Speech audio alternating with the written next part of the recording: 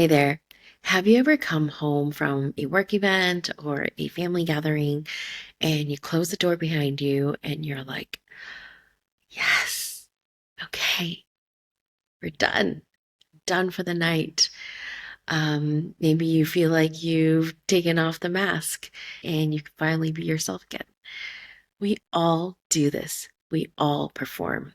The question isn't, am I performing? It's, what is this performance actually costing me? I'm Corie. I'm an intuitive energy healer, Reiki Master Teacher, and personal development coach. I was formerly a publicity consultant in Hollywood, working in film publicity and talent, and I've spent many years in the rooms that demanded a certain version of me. So I do know what it's like to be on for hours and come home feeling like you could sleep for 2 days just a human again. In this video, I really want to talk about what performing actually is and when it becomes draining and inauthentic, and how we can shift from automatic performance to purposeful presence so that you're not wasting your emotional energy on roles that just don't serve you. So, what is performing actually? When I say performing, I don't mean you're fake or being manipulative. Performing is simply presenting a version of you that is tailored to a specific situation. At work, you might be competent, professional you. In a job interview, you might be ideal candidate you. On social media, you might be a curated version of you. None of that is automatically bad. It's human. The problem is when you're doing it on autopilot and you've forgotten that you're actually allowed to choose. Intention versus unconscious performance. There are two main types of performances that I see. One is intentional performance. This is strategic.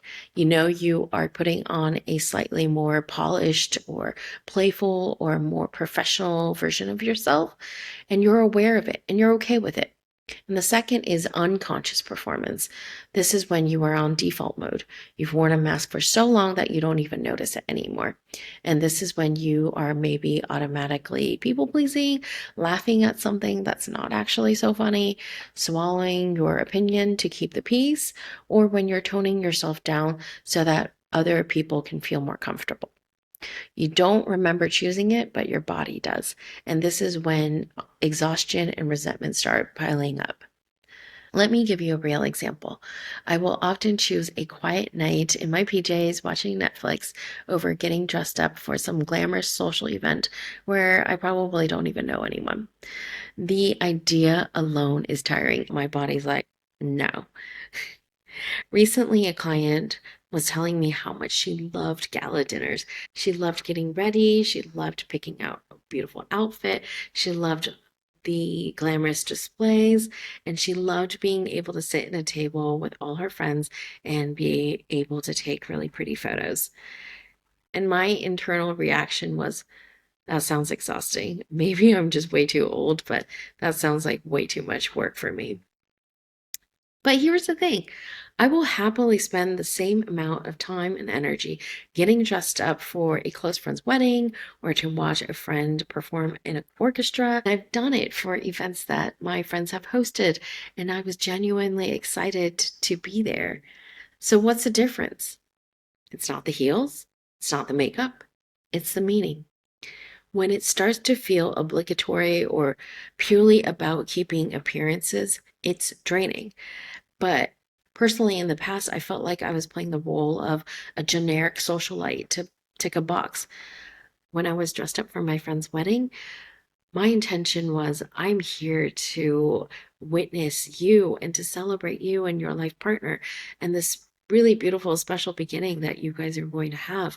And it is such a privilege to be able to see that pure joy and pure love in a room full of people that you love. That alone to me is just so different.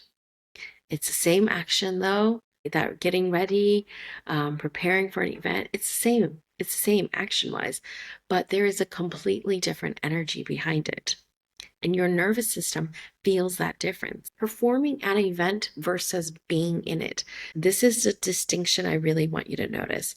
When you're performing at an event, you're basically on stage. The goal is external, to be seen, to maintain a certain image, to network, to tick a box. That energy flows out, and unless you genuinely love that environment, you might be going home depleted. But when you are at an event meaningfully, you are a participant. You are not a product. The goal is connection, celebration, learning, or genuine support. The energy moves both ways. You give, but you also receive something real. My client who loves galas, she's not faking it. For her, it is meaningful. It is fun. She's in her element. She gets to connect with her friends and they get to dress up for something. They get to have fun together. And that's what excites her. For her, that is meaningful and fun. She is in her element. For me, that's not my element, but the same effort feels much better when it's invested in a friend's wedding or to celebrate a personal milestone. Same output, different return. From lying to yourself to making a mindful choice. So the problem isn't that you perform. You're human, you adapt. The problem is when you do it unconsciously and override yourself in the process. Let's say you go into an interview thinking, I need to be whoever they want. You might leave feeling really disconnected or even ashamed. Versus if you go in thinking, my intention is to clearly communicate my skills and my enthusiasm. I'm going to highlight my professionalism and how I work with people. You might still feel tired after the interview, but at least you won't be feeling like you've abandoned yourself. From the outside, those two versions may look similar, but on the inside, one is self betrayal and one is self leadership. You're not a victim of the performance anymore. You get to choose your role. So I'd like to invite you to start noticing a few things over the week. One, when does your laugh feel a little forced? When do you hold back on what you really think? When does your body tighten at the thought of an event? Or even if your brain is just saying, I should go? Instead of judging yourself, just ask, am I performing in the situation? Or am I actually in it? Is this a conscious choice or is this just a habit? Is this worth the energy that it's going to cost me? The goal isn't to stop performing completely. That's just not realistic.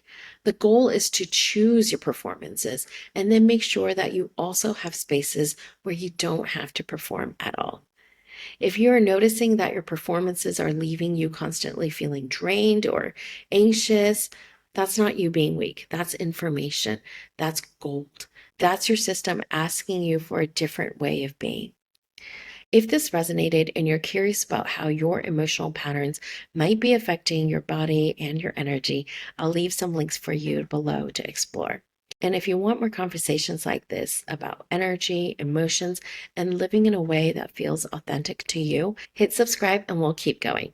Bye for now.